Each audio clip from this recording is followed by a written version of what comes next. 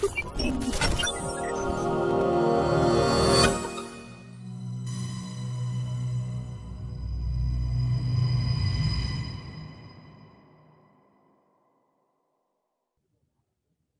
evening, ladies and gentlemen. My name is Enrique Del Barrio. I am a former president of the U.S. Panama Business Council, and tonight I shall serve as MC and moderator for this major event that we have organized for you, entitled Reaffirming US-Panama Relations Beyond COVID-19. We have been facing a worldwide crisis due to the coronavirus pandemic, an event like nothing our generation has experienced in the past.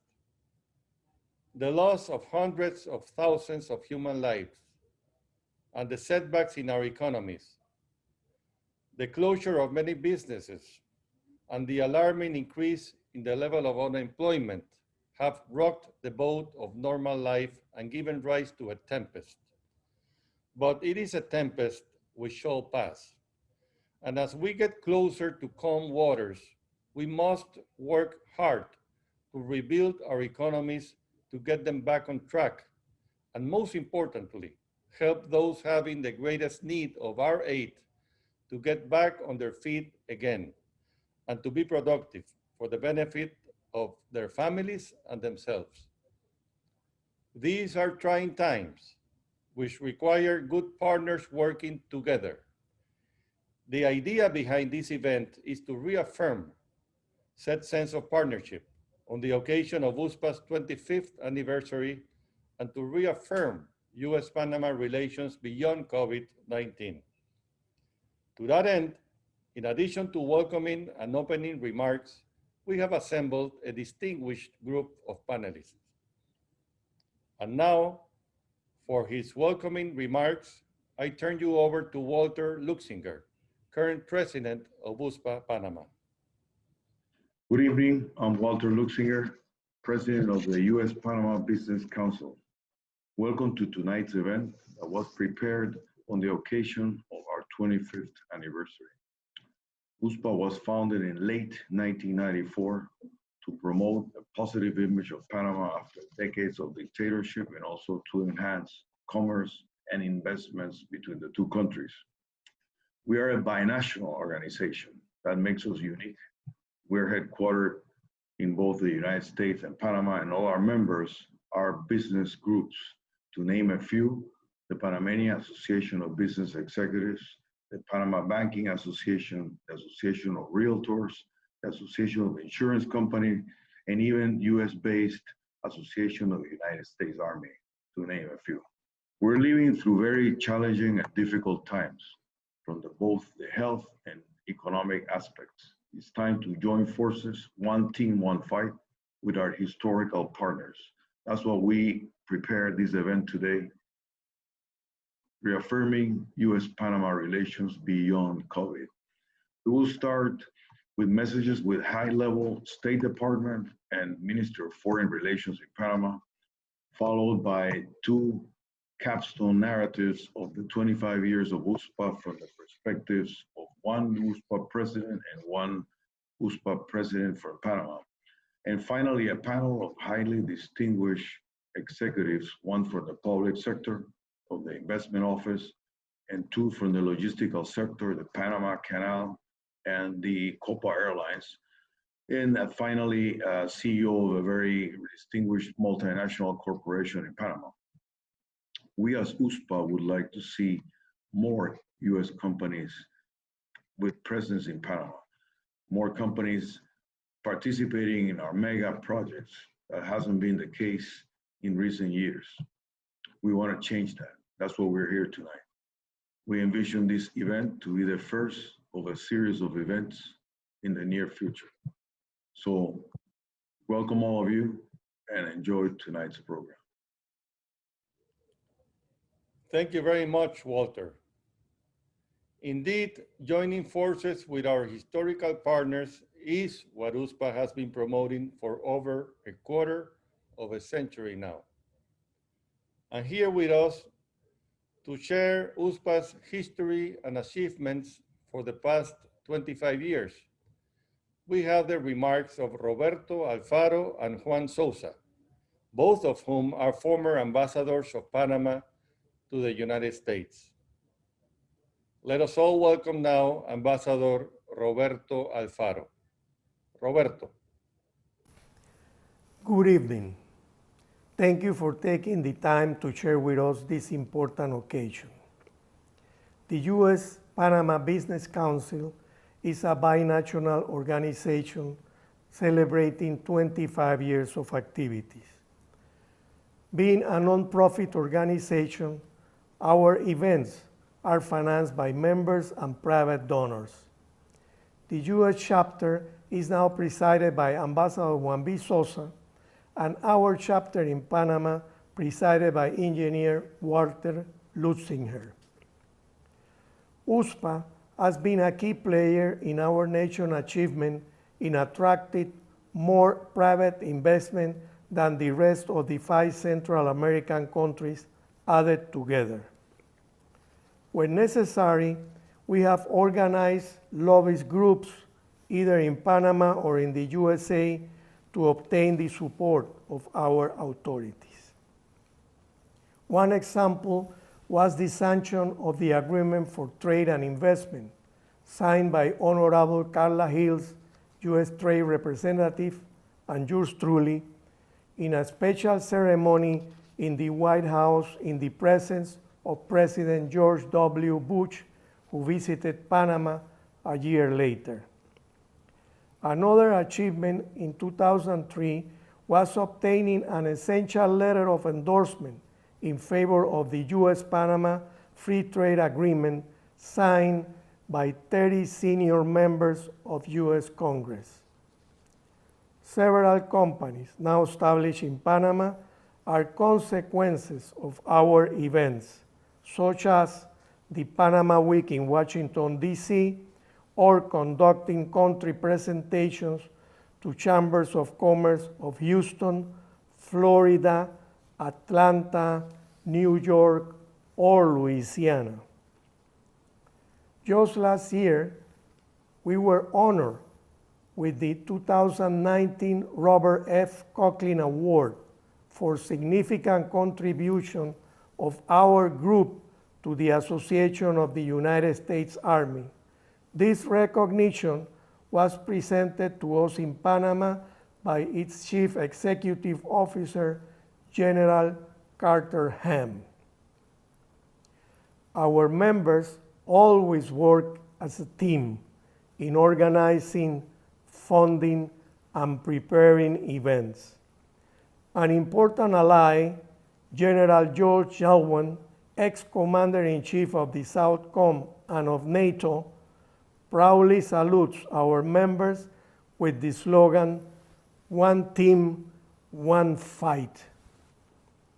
Recently, we received the nomination of a new ambassador to Panama, Mr. Eric Bettel. He is an ex-World Bank executive on investment and financial activities in emerging markets. It's just precisely what our financial and logistics center have been preparing to offer the Latin American region. Also, in the past weeks, we had important visitors. Honorable Michael Cossack, Undersecretary of State, and last month, Ambassador Robert O'Brien, National Security Advisor to President Trump. Their message was positive, and I quote, "Our government is interested in increasing the economic development of Panama by investing in infrastructure and energy projects. Also, in creating a joint force to combat corruption and money laundering. USPA is ready to reactivate contacts and presentations in order to gain more key players of trade and investment on both sides of the equation. We are fully aware there will be new methods to conduct global commerce. And as the world returns to normality, we will have to reinvent our promotion tactics and incorporate more sophisticated technology support. Following that logic and being one of the senior members of USPA, we accept the challenge and will start passing the pointer to younger blood. They will bring the know-how and we will provide the know-who. Thank you so much for joining us tonight. My congratulations to all our members and God bless both our countries. Good night.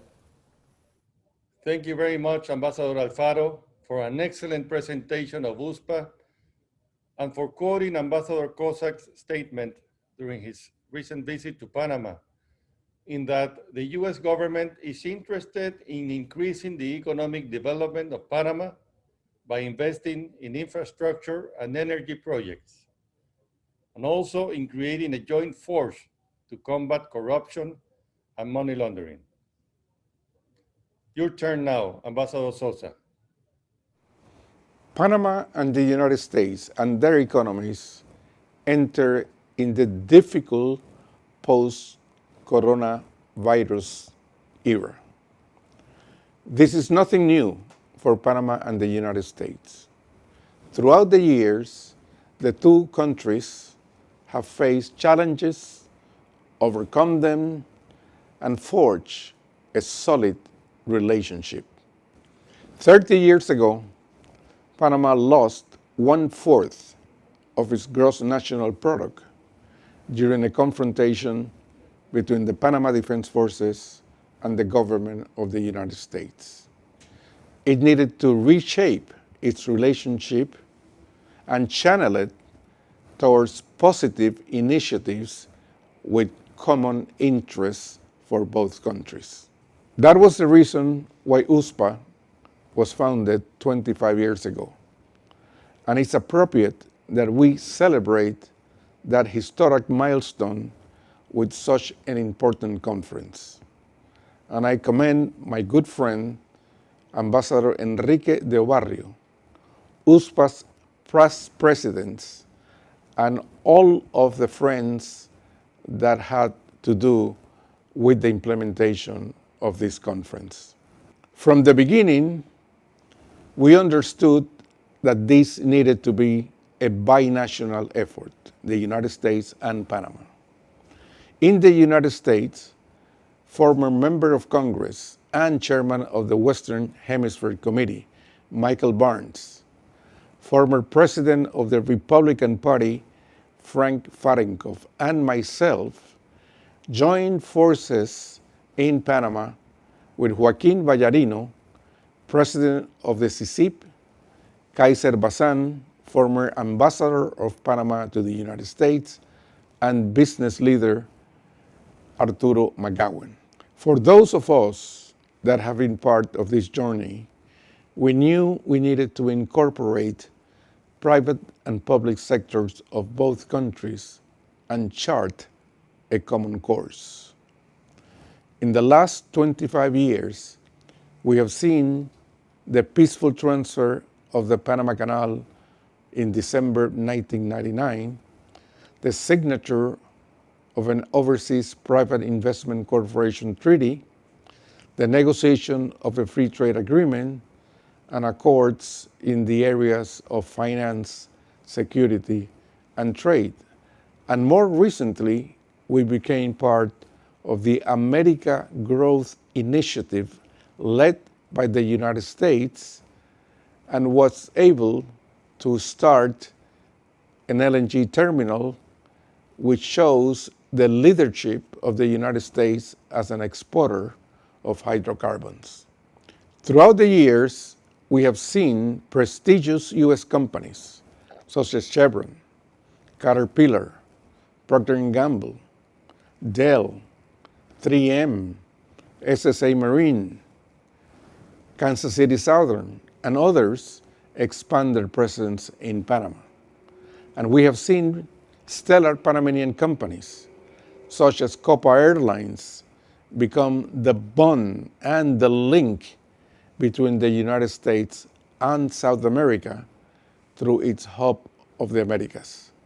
The relationship has been good for both countries. As we look into the future, we see a world looking for answers, a world seeking a vision. But we also see the United States interacting more with the Americas in bringing the supply chain closer to its borders, a role which Panama is eminently prepared to fulfill. In the last 25 years, USPA has implemented 78 different programs, 588 events, has introduced branding, exclusive branding of programs such as Panama Week, Panama Spectacular, Expo Trends, Panama Week Texas, and has become the heart of the relationship, recognizing through its Friendship Award those Americans and Panamanians who have helped to strengthen the relationship. We congratulate USPA in its 25th anniversary and thank all those friends that have cooperated with their leadership and support, and invite them to continue doing so in the next 25 years. And may God bless the United States of America and Panama. Many thanks. Thank you very much, Ambassador Sosa, for your kind words. We are also grateful for such vivid recollections of USPA's history, the reasons behind USPA's initiatives, and their positive impact, and for your service to our country. And to learn about the perspectives of both governments for the purpose of moving forward on such special and mutually beneficial bilateral relations between the two countries and peoples, we are honored to have here with us Ambassador Michael Kozak, Acting Assistant Secretary of State for the Western Hemisphere, and an old and good friend of Panama, and also my friend, Dr. Alejandro Ferrer, Minister of Foreign Affairs of the Republic of Panama. Ambassador Kozak, thank you very much for being here with us this evening. We really appreciate it. Please go ahead, sir. Thank you for having me here today. It's a pleasure to be with the U.S.-Panama Business Council again. I'm proud to have known this council for many years. I have seen the good work it has done to modernize Panama's business environment. The council has long recognized the private sector as the best driver of development in the region. In the post-COVID-19 era, that role will grow. Happily, Panama is a business environment leader in the region, having already embraced a 21st century business model that values transparency and respect between partners. The government of Panama will rightly dedicate considerable resources to protecting its citizens from the pandemic, with help from the United States and other friends. We've already provided $4.6 million in assistance to Panama. The U.S. donated 50 life-saving ventilators to Panama, and Taiwan donated 50 as well. More are on their way, thanks to our strong relationship with your country. But the private sector and organizing bodies like the Council will help Panama recover from the pandemic, creating a solid foundation for a bright future. The United States is the top trading partner for over 2/3 of the countries in the region, including Panama. We are the source of over $1 trillion of investment in the region. We have free trade agreements with 12 countries in the Americas, including Panama. U.S. goods and services trade with the Western Hemisphere totals nearly $2 trillion annually. That's trillion with a T. In Panama, we are the top user of the canal, and there are more U.S. companies represented there than from any other country. Unlike some of its neighbors, Panama has worked hard to create institutions that attract investment, create opportunities, and foster entrepreneurs in a wide range of activities. As a result, Panama is less vulnerable to the predatory practices of unscrupulous investors, but it still must remain vigilant. That's where the private sector comes in. Thanks in part to the Council, Panama is ready to participate in important initiatives focusing on high-quality private sector investment. For example, Panama was the first country in the world to sign an MOU under our flagship initiative, America Crece. America Crece channels the resources and expertise of the U.S. government to attract private sector investment, including in energy, transportation, and telecommunications infrastructure. We just signed a new MOU with Panama that expanded beyond the initial scope of the energy sector. It creates choices for the Council and other private sector actors in this competitive market. For example, the U.S. energy company AES has invested more than $1.4 billion in new generation facilities in Panama. Its liquefied natural gas plant and terminal, AES Colon, is the largest U.S. investment in the country. It is the first LNG terminal in Central America, and I was honored to attend the inauguration of the terminal, this facility this last fall. As the region's economy began to reopen, the United States is now, more than ever, the trusted, reliable partner, and we are hard at work to remain so. National Security Advisor Robert O'Brien and the Chief Executive Officer of the new U.S. International Development Finance Corporation, Adam Bowler, visited Panama a few weeks ago. Their trip highlighted the private sector-led engagement and trade based on fairness and market access that we favor. The Council has promoted Panama as having a 21st century business framework and that is transparent, above board, and modern. From the energy sector with its myriad possibilities to the ports with their vast Panamanian-led improvements in the infrastructure associated with the canal, the Council has encouraged investment to drive job creation and grow the economy. Your country has become an important logistics platform for the entire world. Part of Panama's 21st century approach includes preparatory work in the fields of cybersecurity and 5G. The Council and others know the importance of maintaining reliable, resilient communication system, free from suspicion of vulnerabilities and threats. Having an unfair, unbalanced, and unsustainable trade environment, many companies will consider leaving China to look for other locations for their investments. We hope that they will all come to the United States, but we acknowledge Panama will be stiff competition given how attractive it is to foreign investors. We welcome that competition.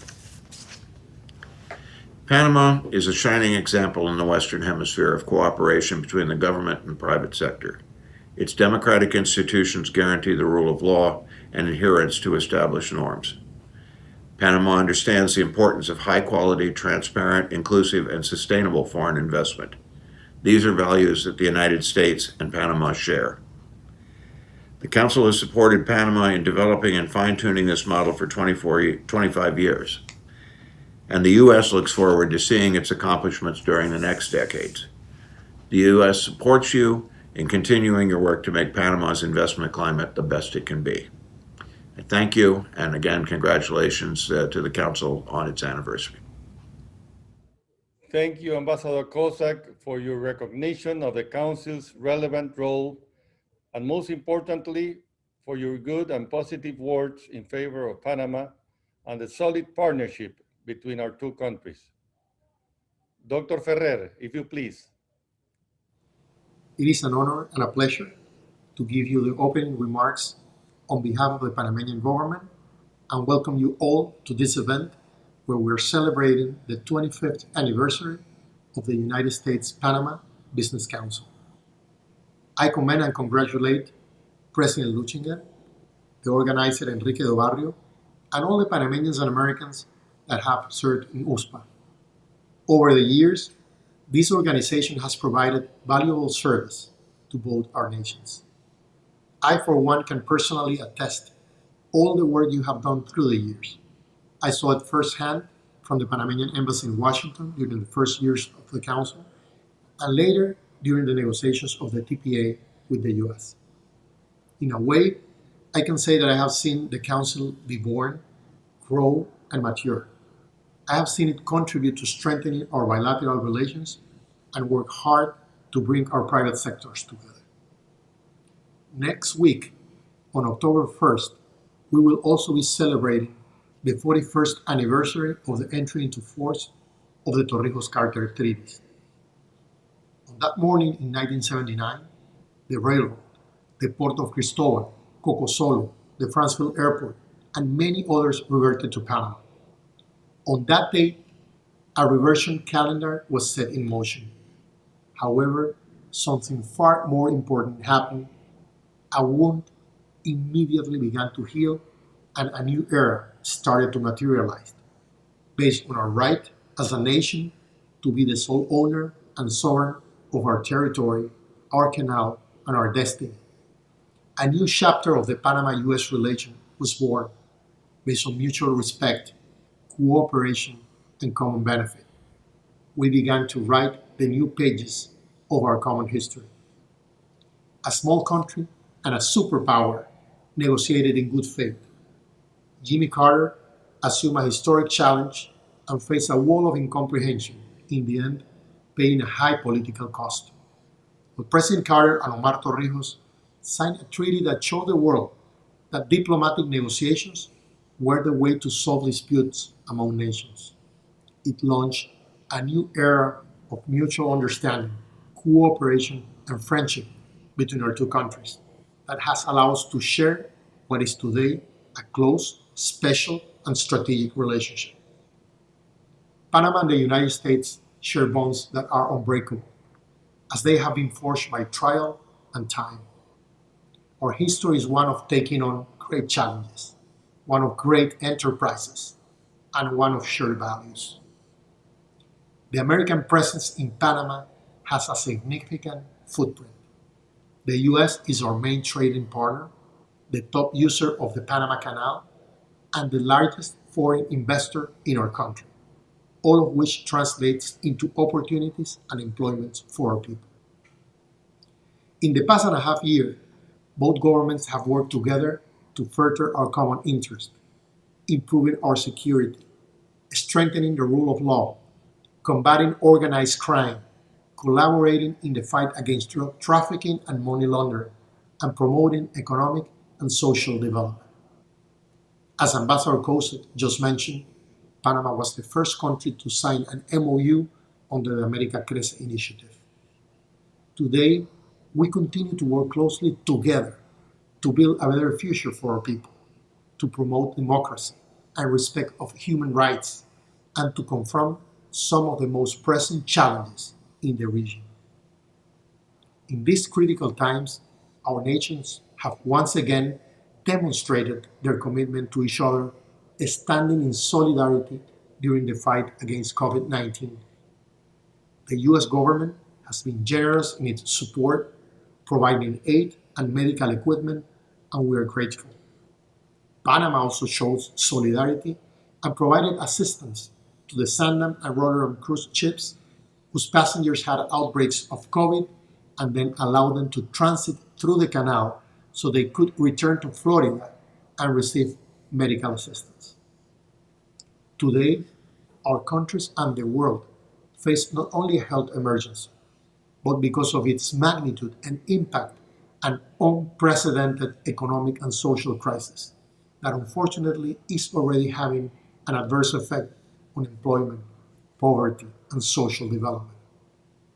This pandemic has redefined the way we connect with each other, the assumptions we held. It has challenged us, has tested the resilience of our societies, and has reminded us all that regardless of where our countries are in our development journey, the daunting challenges we face can only be addressed through solidarity and international cooperation. Economic reactivation needs to be a priority to restore employment and income. Social safety programs are a moral responsibility because this crisis has affected us all, but not equally. It is the most vulnerable sectors of all of our societies that have felt the brunt of the pain and the severity of the impact.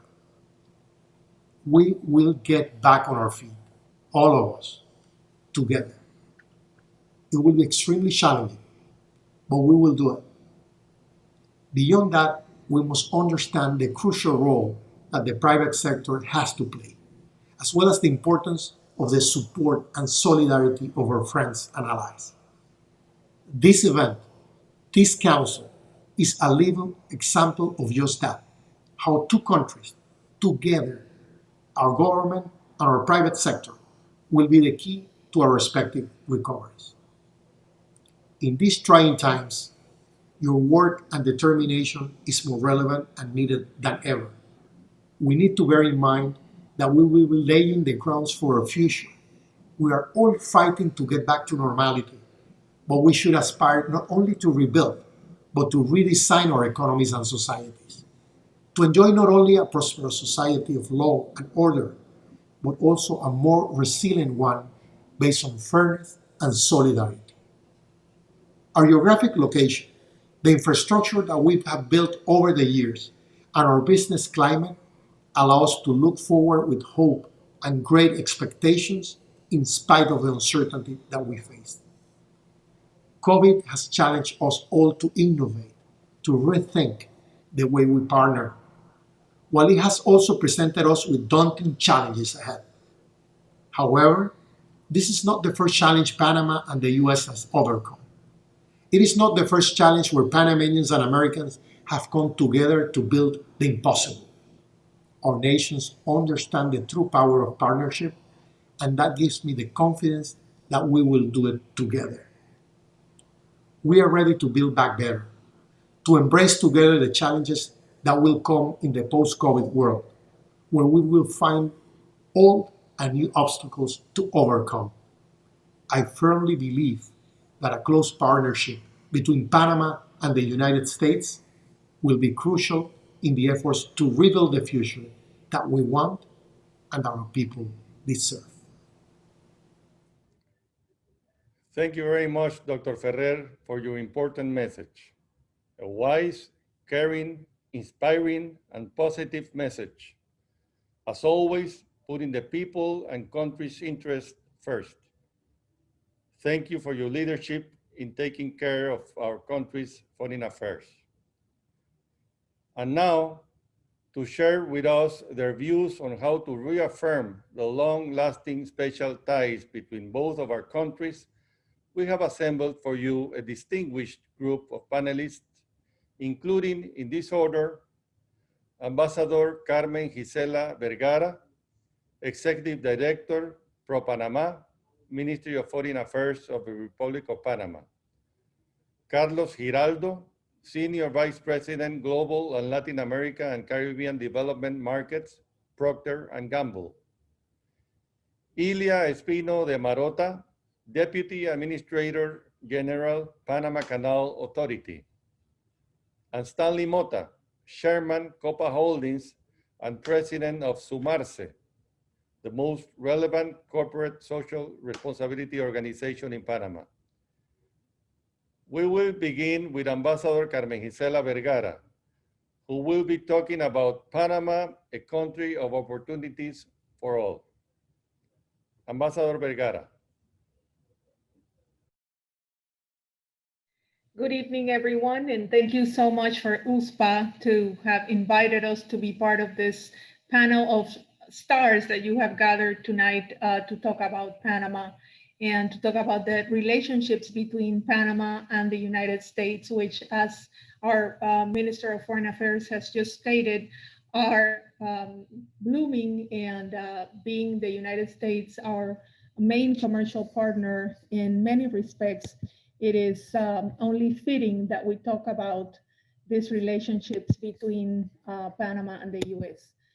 I will ask you to tell me if you can see my screen so that I can continue with the presentation. Can anyone tell me if they can see my screen, please? I can see it clearly, Isela. Perfect. Thank you. So we're going to talk very briefly tonight and just set the stage for the other panelists, who I'm sure will be more eloquent than myself in explaining to you all of the advantages that Panama has to offer in the relationship between Panama and the United States. First of all, please allow me to just comment on Pro-Panama very briefly. We were created last year with the government of President Laurentino Cortizo, and as part of the Ministry of Foreign Affairs, mainly to use our foreign services, all of the embassies and consulates, including the Embassy of Panama to the United States, as the arm in which we rest all of our investment and export promotion actions that we do around the world in order to, on one side, bring investments to Panama, and on the other side, get our export products to the markets. Now, I am going to go very briefly through this. This is just Panama's facts and figures for you to get a picture of what we are and who we are as a country.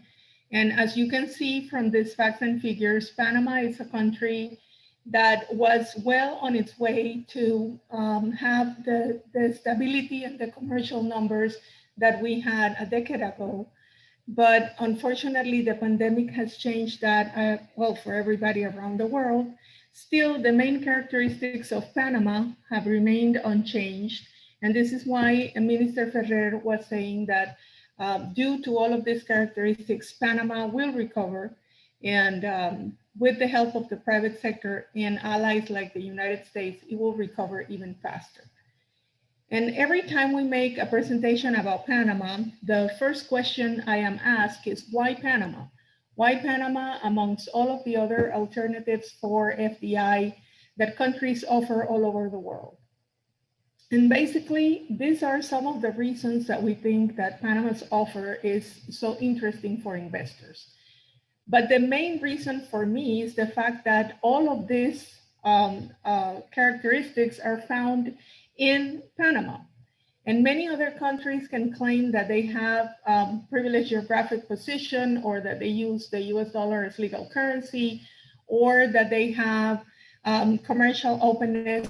And the fact that all of these reasons are compiled in a country like Panama, in the center of the American continent, with world-class logistic platform that spins off the Panama Canal, and the use of the US dollar since we became a republic. Before countries started dollarizing, Panama was already using the US dollar, which gives the transactions here in Panama a special security for those investors who believe in the Panamanian market. And a proof of that is the International Banking and Financial Center of world renown that we have in Panama, where we have banks from 22 countries around the world doing operations of every kind here in Panama. And the political and legal stability that we have through our free elections and through the laws that support all of the transactions that you can do in Panama. The excellent quality of life. Panama is a country that has everything, and the city of Panama is a cosmopolitan city where you can find all of the things that you find in cities all over the world, but with the characteristic of a small town where everybody knows everybody. And so you will make friends very quickly, and you will find churches to worship in your religion, supermarkets with the food that you like to eat, whether you come from China or the Middle East or wherever in the world that you come from to live in Panama, you will find yourself welcome here by the people of Panama, and you will find anything that you need here. On top of that, we have high-tech medical services of international prestige, and to show that we have hospitals from the United States here in Panama, and doctors and physicians that have been educated in the best universities and hospitals all over the world, giving their services here in Panama. We also have stability in investment regimes, and we have a specific law that will guarantee that you get those special incentives for 10 years, even if the laws that you initially contracted with are changed, so that you can have stability in planning the return on your investment from Panama. And we have world-class communication infrastructure, because actually the 7 fiber optic cables that connect North America and South America with the Caribbean and Asia go through Panama physically. And we are underway to build 2 more fiber optic cables, which would bring us up to 9 and bring the communications to another level here in Panama. We are also virtually free of natural disasters. So for those companies that are intensive in communications like data warehousing, Internet of Things, etc., Panama is the place to be, because also we have a special law that protects the information from warehouses, data warehouses here in Panama. And we are going to see now some of these characteristics specifically. Like, for instance, we are one of the most connected countries around the world by sea, air, and also telecommunications. And in this graphic, you can see the 7 fiber optic cables I was talking about in red, all of the air routes from the Copa hub that's from here, from the Tucumán airport, and all the sea routes that spring from the Panama Canal and the ports that we have here in Panama. But we are also connected through free trade agreements. And of course, we have a free trade agreement with the United States, but also we have free trade agreements with 61 countries through the 21 free trade agreements that we have approved here in Panama. And that gives investors access to 1.3 billion potential consumers all over the world if they were to manufacture and re-export from Panama. We are also a country of sustainable economic growth. And before the pandemic hit, well, you can see that Panama, which is the green line, it's clearly above the Eurozone, North America, and Latin America, and the Caribbean.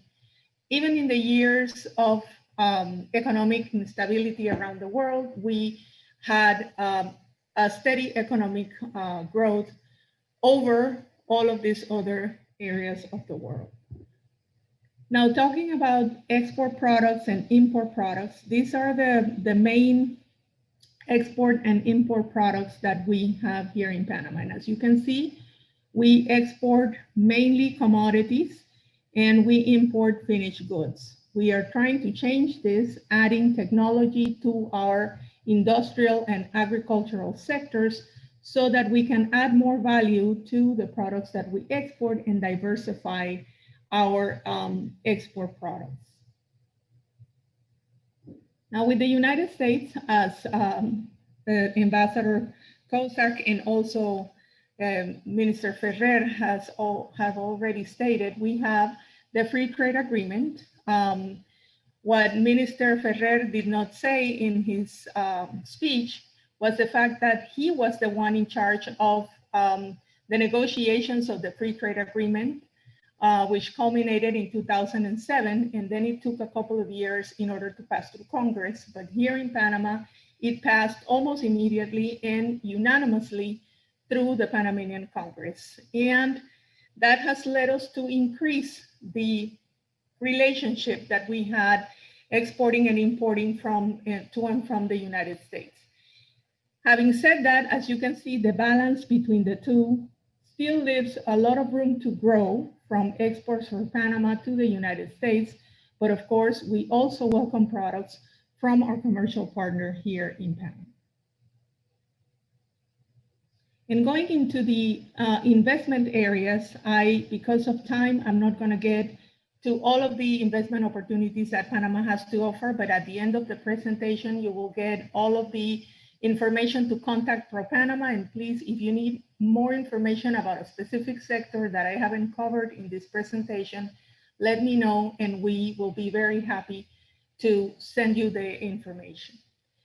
So as I said, going into the investment sectors, last year, we approved a law to promote public-private partnerships. This is the first time that Panama has a law to promote public-private partnerships. And to us, as an investment promotion agency, this is very good news, because now we will have a portfolio of projects specifically designed to attract specific investors from all over the world.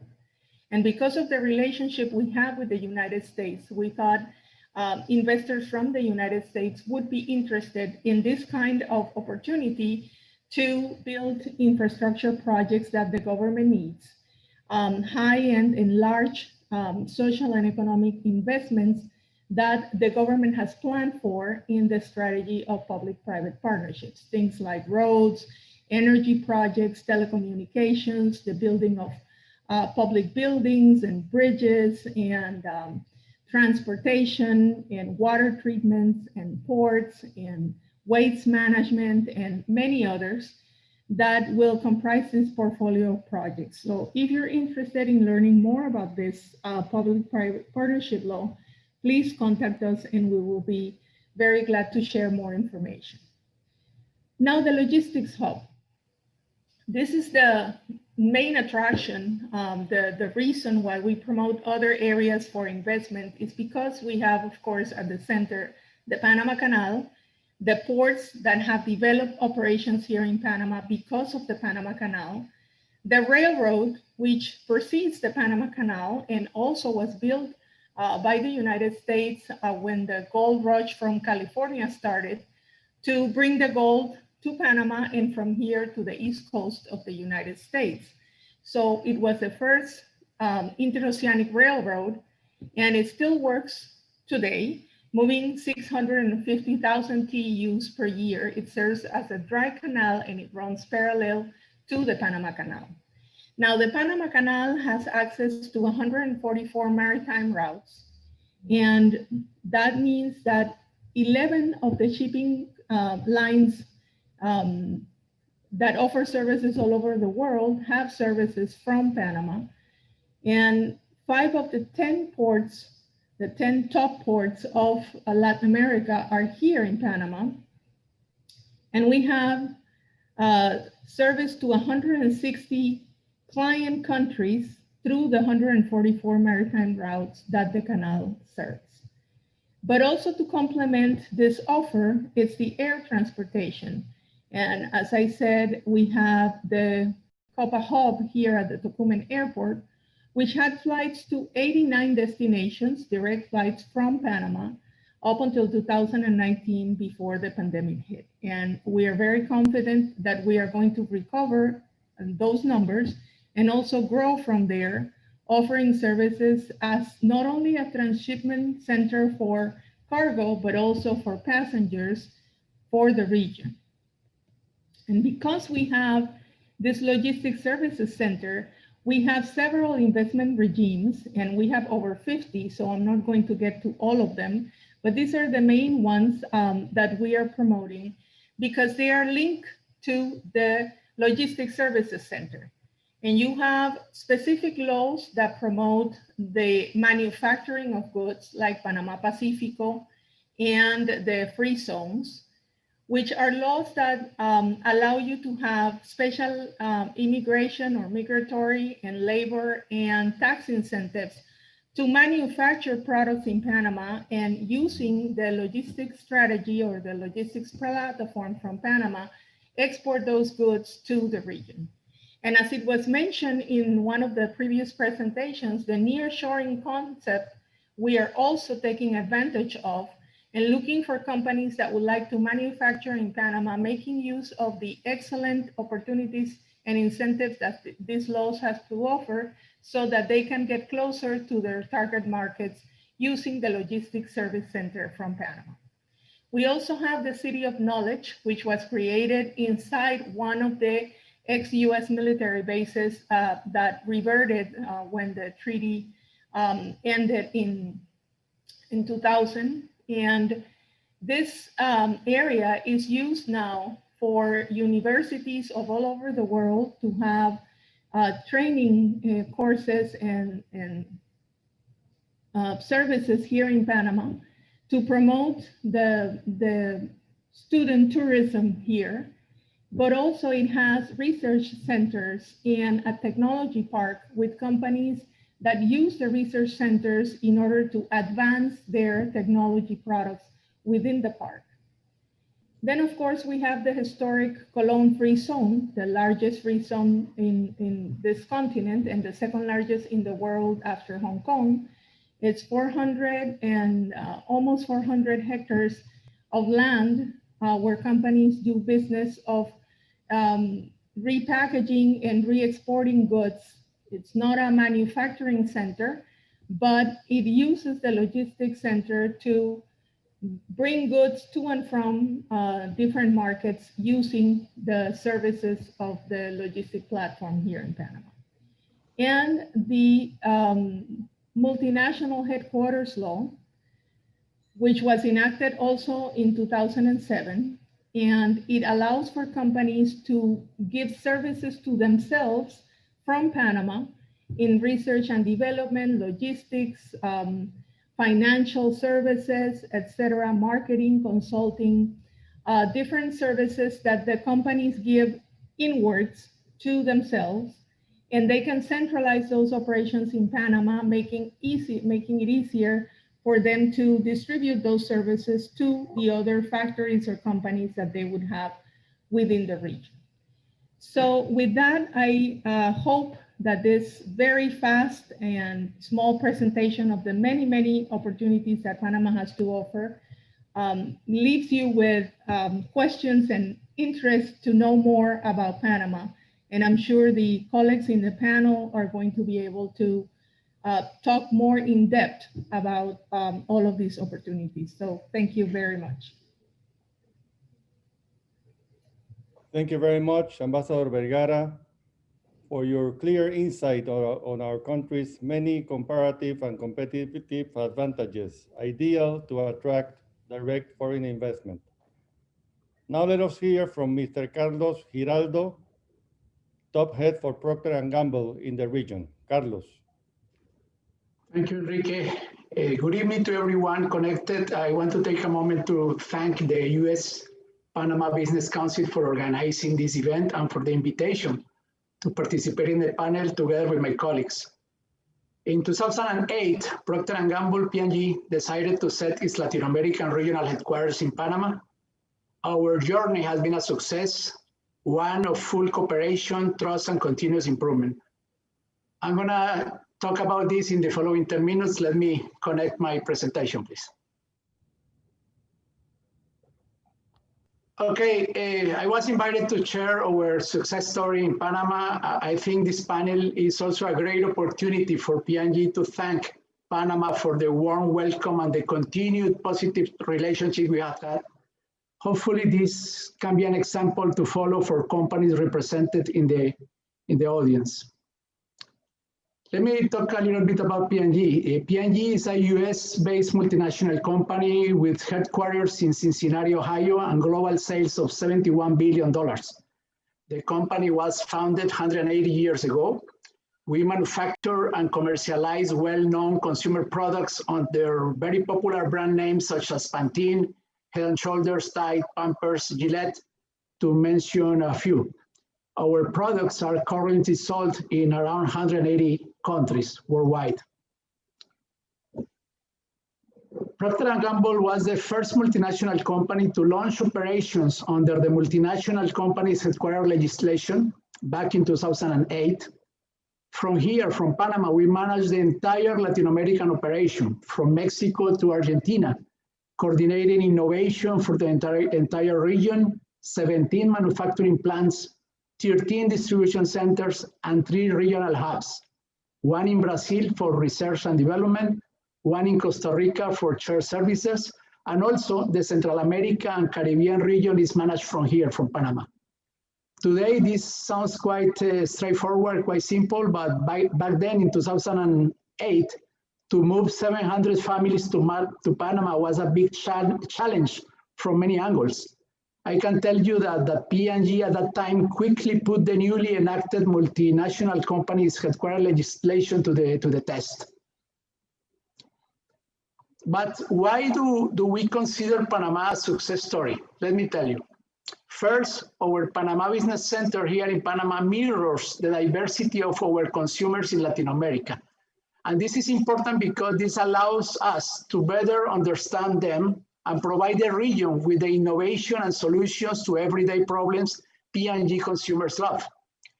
Second, due to the warm welcome since day one, the quality of life in Panama, today around 40% of our employees have chosen Panama as their home country.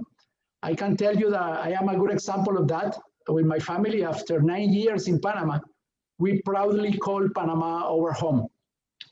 The representation of Panamanian talent has been increasing year after year, and today is around 20%. Third, Panama's connectivity has been essential to facilitate first-hand rapport with Latin American consumers, markets, and operations. And finally, and very important, the permanent dialogue and cooperation with the government has been key. The support that we have received by all entities has been of great value, and we have been invited to cooperate in the identification of opportunities to improve the multinational companies headquarters legislation. Modestly aside, I can tell you that we have been an ally for all government administration to seek and implement alternatives that allow the multinational companies legislation to become the success it has been for over 12 years now.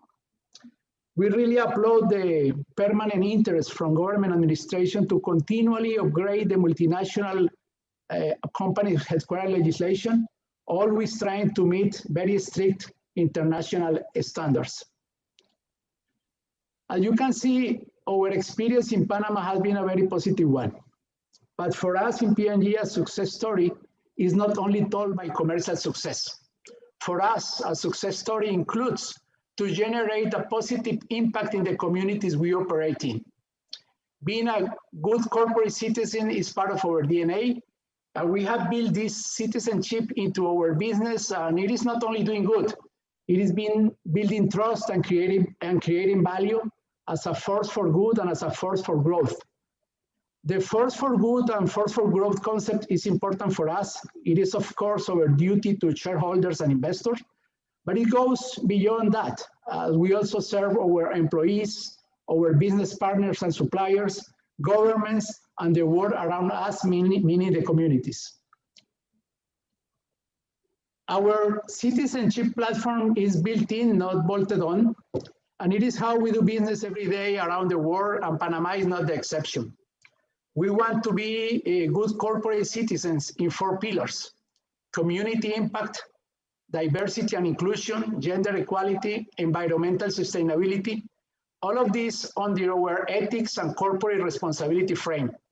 In Panama, we have worked in all 4 pillars, but for the sake of time today, I'm gonna talk a little bit about our community impact. I think this is the most relevant topic today, given the audience and given the global crisis we are experiencing around the globe. Since our arrival in Panama, we have witnessed the country's development, and we have actively participated in several important projects in many fields. Let me mention some of them. First, in terms of education, it is not a secret that P&G has had an impact on international education standards with our active partnership with the International School of Panama, the ISP. We helped United Way to establish its Panama chapter in 2010. United Way is a global partner with focus in early childhood development. More recently, during the COVID-19 pandemic, we activated our emergency relief programs, offering support to more than 100,000 people in need by donating our hygiene products. Also, we have supported the health professional community that is working in the front lines, providing personal protective equipment together with more than 140,000 loads of Ariel detergent destined to COVID-19 treatment facilities and hospitals. Last but not least, let me tell you about the Children's Safe Drinking Water Initiative. Here you can see this is the P&G water purifier sachet that transforms 10 liters of dirty water into clean water in just 30 minutes. This is a global nonprofit initiative. The product is not for sale. It is donated to communities in need all over the world. The product was invented by the P&G Research and Development team in Cincinnati, and Panama was the first country in Latin America with the program established. Up to now, I can tell you that we have donated over 50 million liters of clean water. And this is extremely important. Simply providing clean, drinkable water can reduce the risk of disease and death by about 50% in children. And we are very, very proud of having worked with the different administration in order to provide that benefit to the Panamanian community.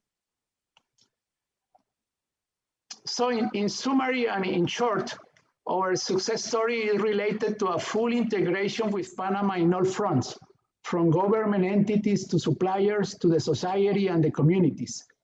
It is related to an open dialogue, generating trust and credibility. Our goal is to humbly remain stepping up as a force for good and as a force for growth for Panama.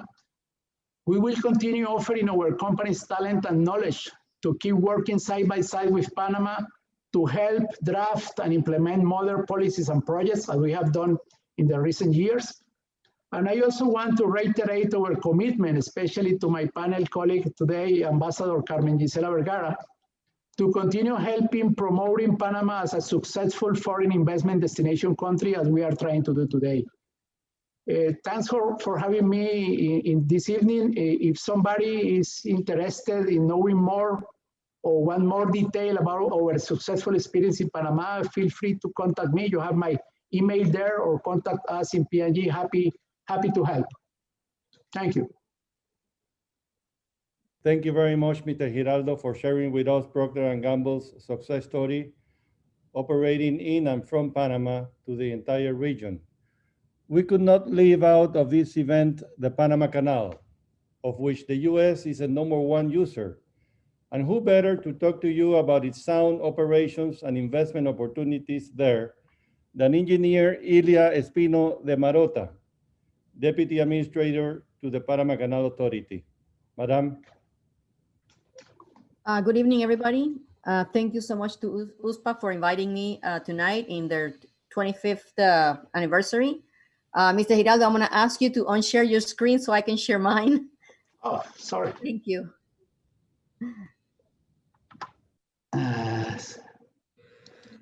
Sure. Sorry. So I'll go ahead and share my screen. So I'll talk a little bit about the Panama Canal in more recent days during COVID times.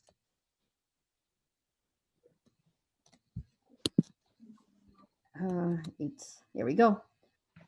So this is a picture of the Atlantic side of the Panama Canal. You know, we recently underwent an expansion. It was inaugurated in 2016.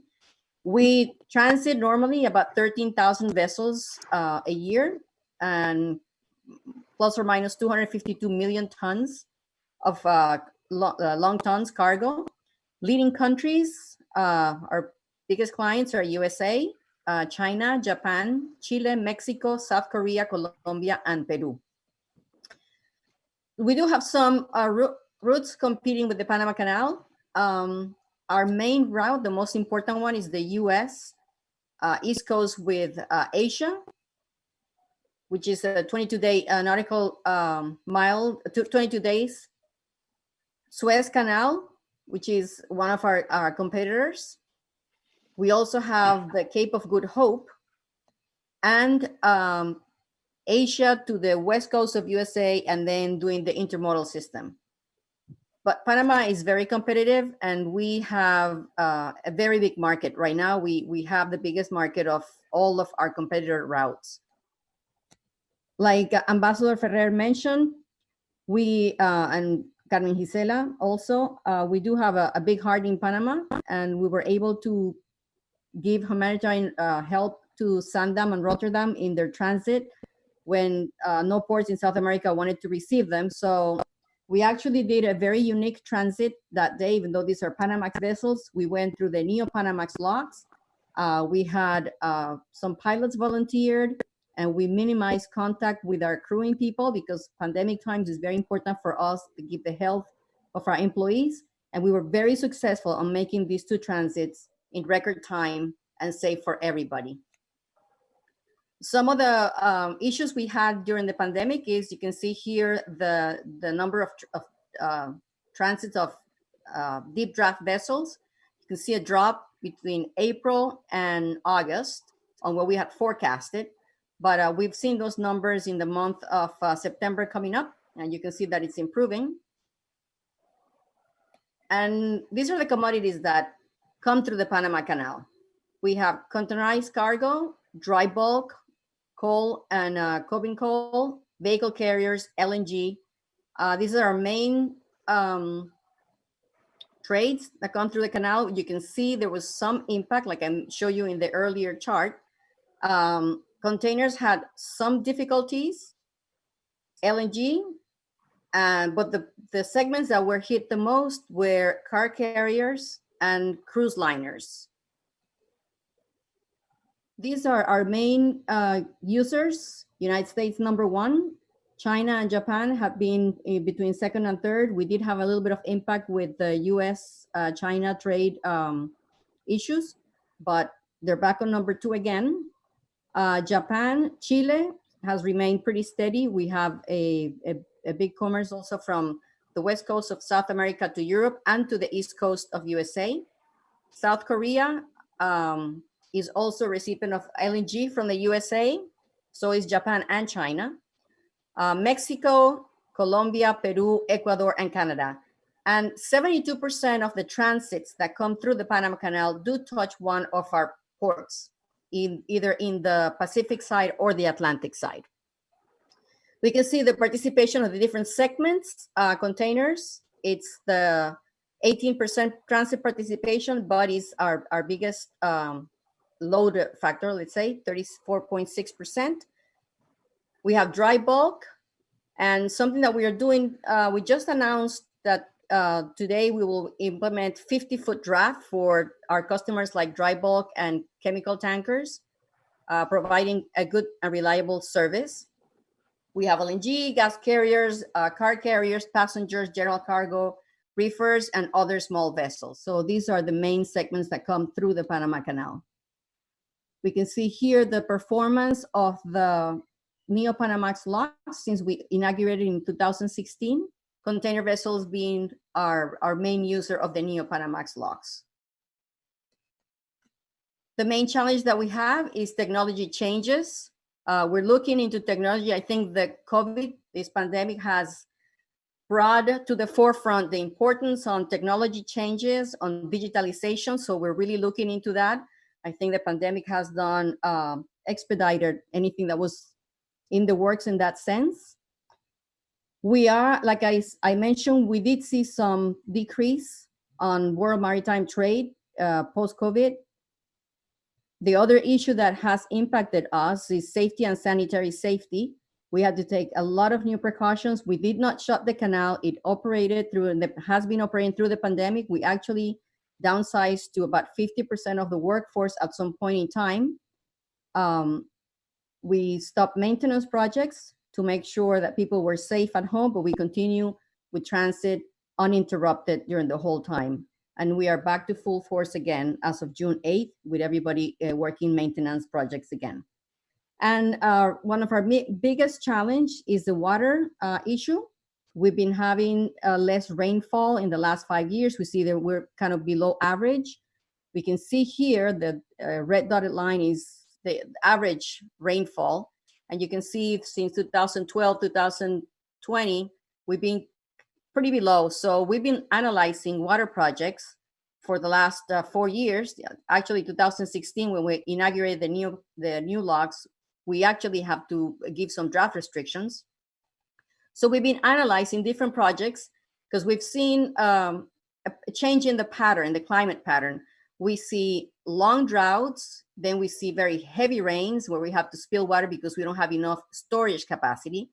So we have performed quite a few studies to try to resolve the problem. We need water. The Panama Canal lakes provide water, drinking water for 50% of the population in Panama because the main cities, Colón, Panama, Chorrera, they take water from either Alajuela Lake or Gatun Lake.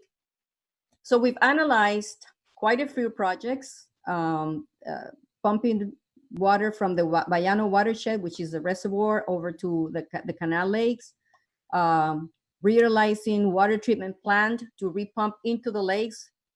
We have also looked at making smaller dams within the Gatun existing lake to be able to store water at higher elevations, but separated from the main body of water because of the locks. They couldn't take much more elevations than we have. We have looked at the area of Rio Indio for a potential reservoir. We also analyzed potential desalination plants. So these are all the portfolios that the canal has been looking at. And we just put out a bid, well, we put a request for qualifications on September 7th of a project, a water management system project for the Panama Canal to provide an integrated solution to the water problem so we don't have to give draft restrictions. This year, we implemented some water saving measures and we were able to give a very good draft for our transiting vessels.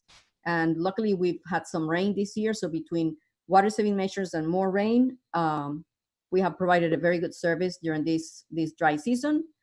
So in the new project, the main functional requirements are additional fresh water, tributary inflows, like I mentioned, a few of examples, also additional storage capacity, and an integrated water management and control system.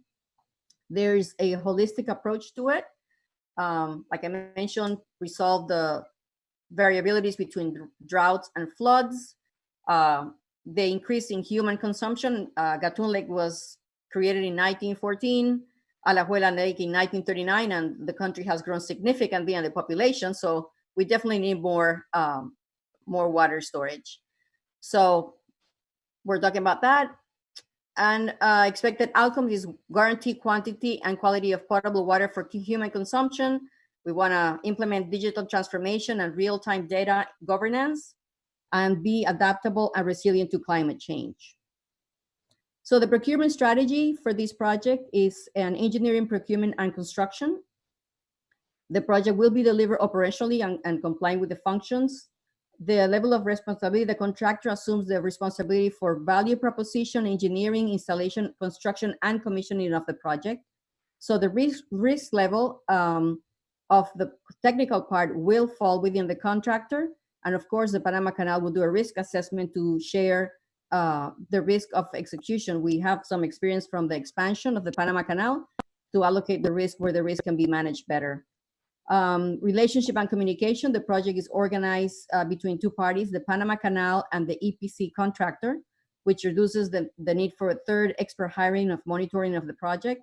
Since we have the 9-year experience of the Panama Canal expansion program with a company that would be willing to develop this project, it would be a joint effort. So the pre-qualification process started September 7th.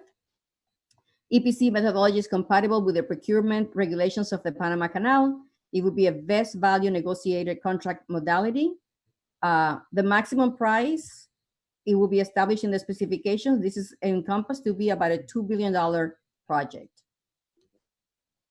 We have used best industry practices to set out the contract using the American Society of Civil Engineers recommendations and also the Silver Book of Bidding to make it very standard. And target date to receive proposals for the RFQ is November 12th, hopefully with a very short evaluation period.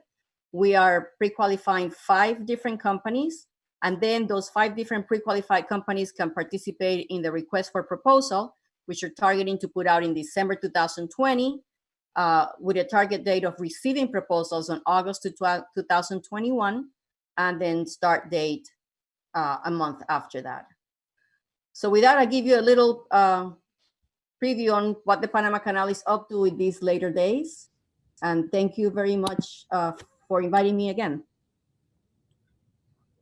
Thank you, Ilia, for such wonderful, complete presentation. We can certainly be so proud of our canal and for its first world management by Panamanians for the benefit of Panama and world commerce. Now I have the honor to give you Mr. Stanley Mota, certainly one of the most relevant and successful businessmen in Latin America, and a true humble and righteous leader when it comes to social responsibility. Stanley. Good afternoon to everyone. Carmen Gisela, Ilia, and Carlos, very good presentations. I did not bring a presentation because I felt by the time I was going to speak, everyone had seen enough slides.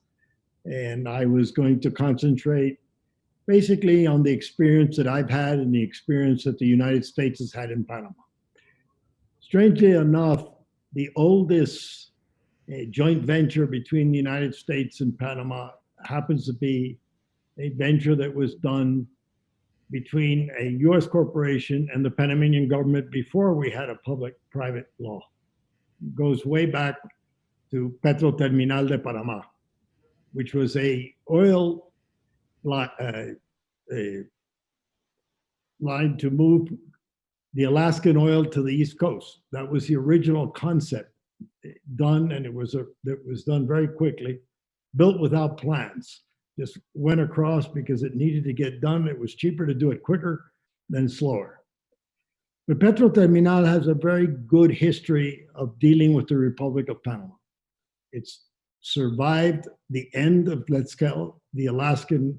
It redid its pipeline in order to pump the other way, and it continues to operate. And it continues to operate, as I say, without noise, as a very good partnership between private sector of the United States and the government of Panama. My personal history is a history of several joint ventures with US companies. I go back a long way in this, and even recently done others. Ambassador Cossack mentioned one, which is the LNG plant in AES Colan, which we are partners along with AES in having built that after winning a public bid here in Panama to build the first LNG plant in the region. We built the plant in record time and now have finished the tank. We had to use a boat as a tanker for a while, but that got done and it's up and running and doing quite well. Probably the other two joint ventures that I'll mention tonight is one has been Manzanilla International Terminal, which is a container port in the Atlantic side. We've now been in business 25 years. And it's, I think, one of the real stories of Panama when you come here and you see how Panamanians have been able to develop and take over. We've even trained people here for other ports that our partners are involved in, or that we're involved in Chile and in Colombia. Today, all our crane operators are Panamanian. We trained them along the way. You will see modern equipment being used to manage the container yards, and you will see something that is really world-class. And you know, people who understand the business, when you start moving 30 containers an hour on a crane, you know you're doing it at world-class rates. And obviously, the biggest joint venture that we did was Copa Airlines. When back in 1998, we did a joint venture with Continental, and that turned out to be a wonderful partner to help us grow the Hub of the Americas that served up to now 80 destinations, and now we're building them back as each country opens up the possibility of travel again. That was a story where I say it's still a joint venture with the United States because back in 2005, we listed Copa on the New York Stock Exchange, and a great amount of the shareholders are American. So we continue to be a joint venture with the United States. We have 3 American directors that are, 2 are independent, and one of them comes from United, our partner today in the alliance. And we have really looked back, and I look at each one of these things. The oldest being maybe MIT, then doing it with Continental, then doing it with AES. I would say that the great thing about doing business in Panama, what we've found with the American companies, is that we bring our values, we bring our vision, we bring our purpose, and we bring our corporate social responsibility also, a way of functioning. And I think when you put those things together, you end up having companies that last a long time and are not just profitable in the short run, but profitable in the long run. Obviously, the Copa story is a very successful one and a very difficult one right now in the hardest industry there probably is in the world right now, which is travel and leisure. But we are confident that we did the right thing. We protected our people, number one. We protected our balance sheet, number two. And now we're right-sizing the company, which is very difficult to do in the most responsible way we can, hoping to bring people back to work as quickly as possible. But this is all part of the process that we all have to live in this COVID world. I think if there's two things to be learned from this COVID world, it's that the world was a lot more fragile than we ever imagined it to be. And we had to learn how to live with that. The second thing I think we've learned is that we need to build back better, and we will build back better because we're all learning in the process. But in this process, just as we're talking to people in the United States or people in Panama, I think the way I like to envision the future is that we need now to cooperate. We all need to sit around a round table, not across the table from each other, and build back together. It's going to take private enterprise, it's going to take the labor sector, it's going to take civil society, and it's going to take the government, all sitting at the table, understanding the alternatives, understanding the priorities, understanding how to keep the safety net in place for the population most needs it, and build back together. So really, all I can say is like Carlos Giraldo said and the others, I'm at your disposal if you'd like to contact me or if you'd like to understand better how we put together some of these joint ventures and measure. I've been involved in others with other American companies in other parts of the region. So I've gotten to know the United States quite well. And besides, even from a supplier standpoint, obviously, Copa's relationship with Boeing is a special one and one that we're managing today in a very difficult situation where both sides are talking and finding solutions to our problems to go forward. So I would say that Panama has a history of welcoming U.S. investment and cooperating with U.S. investment, both from the private sector, the government, society, and even the labor force. So thank you very much for having me. Congratulations on 25 years. They seem to pass very quickly because I sort of remember the beginning. And I wish you, much success in the future. And I hope that American companies, as soon as you can and as soon as you're willing, will come to Panama and really, kick the tires. There's nothing like coming to see what's going on and understanding what's going on, even though we're now living in this virtual world. So thank you, Enrique, for having me, and it's been a pleasure to be here tonight. Thank you very much, Stanley. Great message, powerful message. That's why you are our extraordinary ambassador at large. So now we will dedicate the remaining time for questions received for our distinguished panelists. And we will do so in the same order they gave their presentations to you. So, Ambassador Vergara, Carmen Gisela, how does Pro-Panama support foreign investors interested in doing business in Panama? It's easy. I'm sorry, I always forget that I have to put the microphone back on and then I start speaking. But thank you very much for the question. It will allow me to tell you a little bit of what we're doing here in Pro-Panama. Mainly, we work together with other ministries and government institutions to help the potential investors that come to Panama to get the appropriate information that they need to establish their investment, to get appointments with public and private sector entities or people that they would need that would be key in order for them to establish themselves here. We help them tour facilities in areas that they're looking for to invest, and we help them navigate all of the legal requirements and the local requirements for the investment laws that I mentioned in my presentation, because to get those incentives, companies have to comply with different requirements, and we also help them navigating all of that.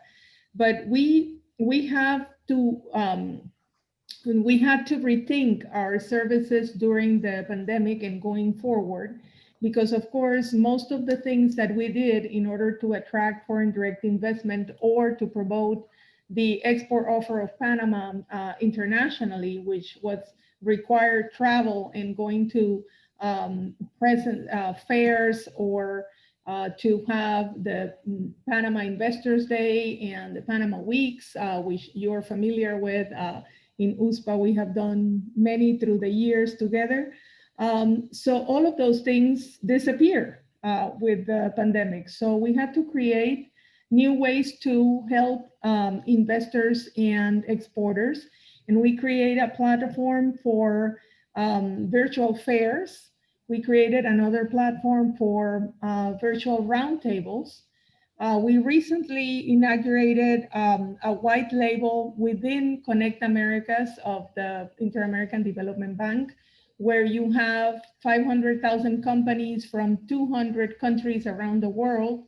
And we have our own Panama page inside this, this platform so that we can do specific targeted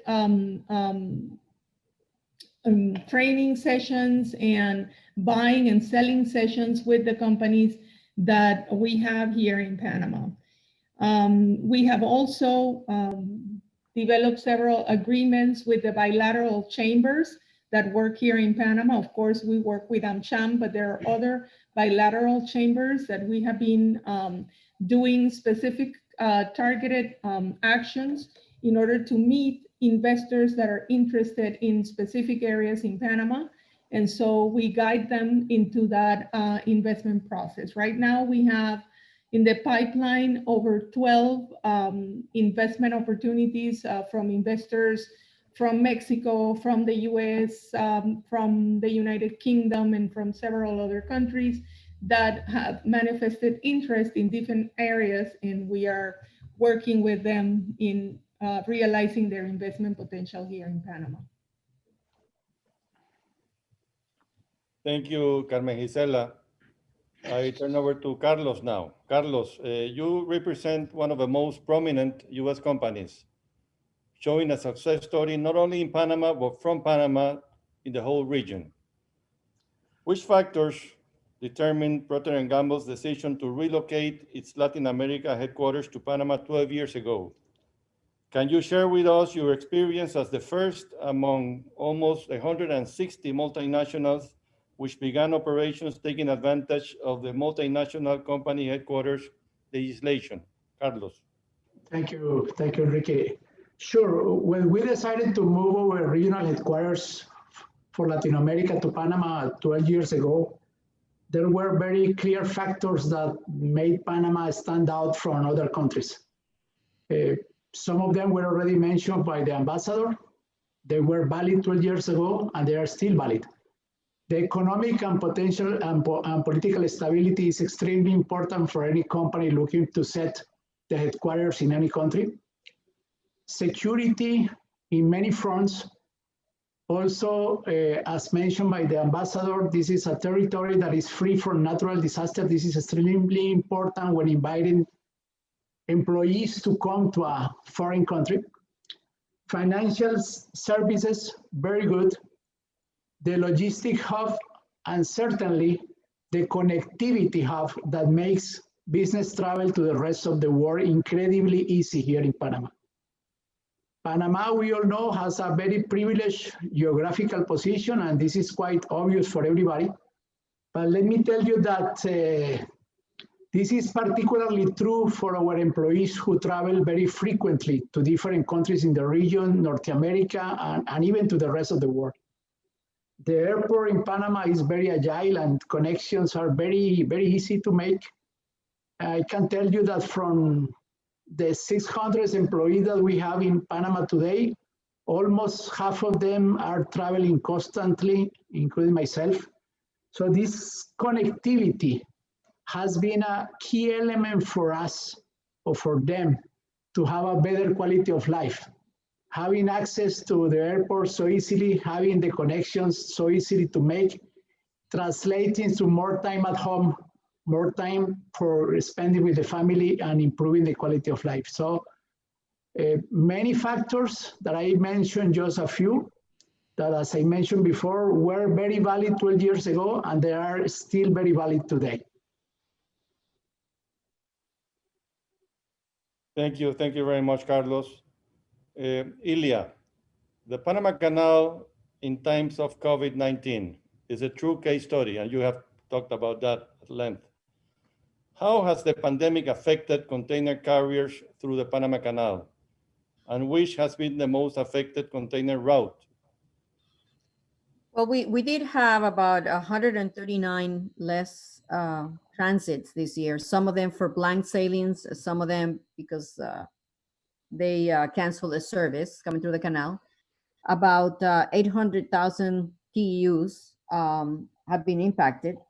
Of those, I would say 70% is the East Coast of USA Asia trade route has been one of the most impacted, and about 20% from West Coast of South America to Europe. So we've seen a drop, but like I said, our biggest drop in transits was from May until July. So August and September are looking like they're recuperating. It's a moderate pace, but we're very confident that we'll see better numbers in 2021. Thank you very much, Ilya. Stanley, you're gonna love this question. As chairman of Copa Airlines, one of the most affected industries by the pandemic, as we all know, how are you guys moving forward? Well, like I said earlier, the first thing was when you go from doing business to go to zero, it's quite a drop. It's quite a. But the Copa executive team, led by Pedro Helbron, who's been the CEO now for 30 years, probably the oldest CEO in any airline in the world, together with the support of the board. Number one, as I said, took care of our people as best we could. Two was we always ran a very conservative balance sheet. So we started out the pandemic with about $900 million in cash. We didn't think that was enough, so we went to the markets and got another $350 million, issuing a convertible bond, and so that fortified our balance sheet even more. We are in the process now of beginning to operate. We are adding these destinations as we go. There's still a lot of fog out there. We really don't know whether we're dealing with pent-up demand or we're dealing with steady demand. We think things will change, but I think we have a very nimble management team. We have a low-cost mentality. One of the analysts the other day wrote a piece on Copa and said that other airlines talk about cost, and Copa talks about really lowering costs. So we've been always very responsible in trying to keep our cost line in line. We also have now taken the hit of selling our Embraers and retiring our 700s. As we go forward, the Embraers, we were able to sell them. Obviously, we took a loss on the books, but on a cash flow basis, we'll be taking in money from that sale. So it's a tough road for the airline industry, but we are well fortified to survive, and we think that people will continue to use the Hub of the Americas as a way, as Carlos said, to connect themselves. And one of the things that we're sort of very proud of, I mean, we don't necessarily beat Miami to the Caribbean, but we do have more direct flights to more destinations than Miami does to Latin America. So when you think about connecting in Latin America, we actually have more flights because we serve the secondary cities, not just the capital city. We were serving Monterrey, Guadalajara, Cancun, Mexico City, obviously, In Brazil, there were 7 cities. In Colombia, everything, Barranquilla, Cartagena, Cali, besides just the Bogota. So when you look at, establishing yourself in Panama and the connectivity that we're trying to provide to the multinationals that are established here, they are important part of our business. And we think that all of that will continue to grow. So we think that the Hub of the Americas will come back. It'll be a steep hill, but we're confident that we have the balance sheet and we have the people to do it. I'm sure you do very well, Stanley. You're taking the right steps. We praise you for that. Well, we have come to the conclusion of this panel.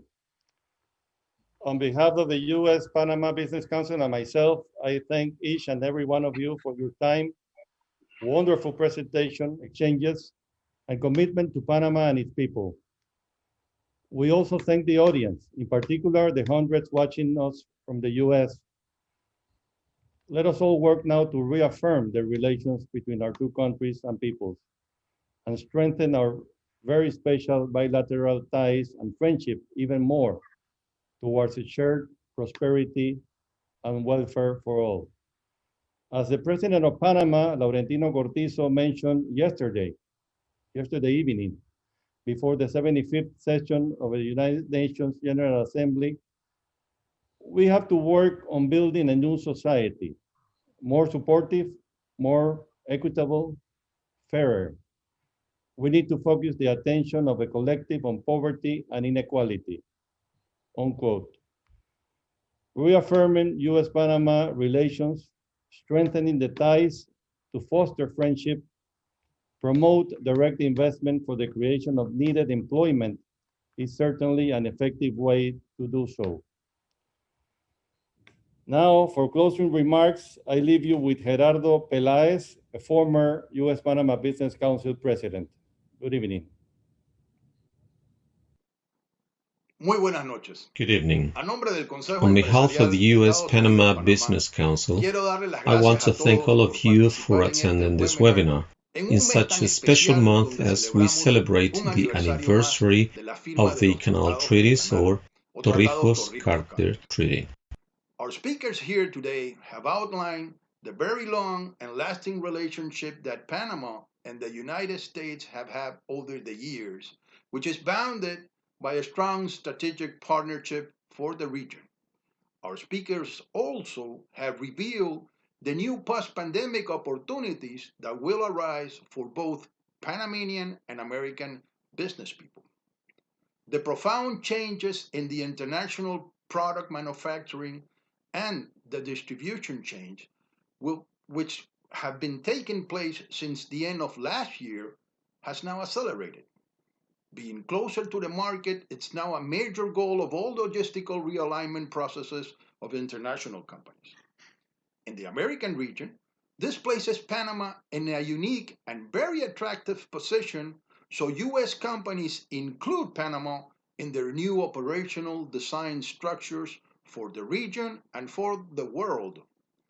The proximity of Panama to major and very profitable markets in the Americas, the efficient passage of industrial and consumer goods between America's East and West Coast through the canal, the robust international air connection of our airports, the extensive international voice and data communication network, plus an attractive tax base for multinational companies are some of the value propositions American companies will surely need to transfer part of their operations into Panama, as some other 158 companies from around the world have already done. The new way of producing and distributing merchandise on a global scale has placed the U.S.-Panama Business Council up front and center in all activities directed at attracting U.S. private investment into Panama. In the coming weeks, we will be communicating more of our activities in this year where we celebrate our 25th anniversary. Thank you very much and have a good evening.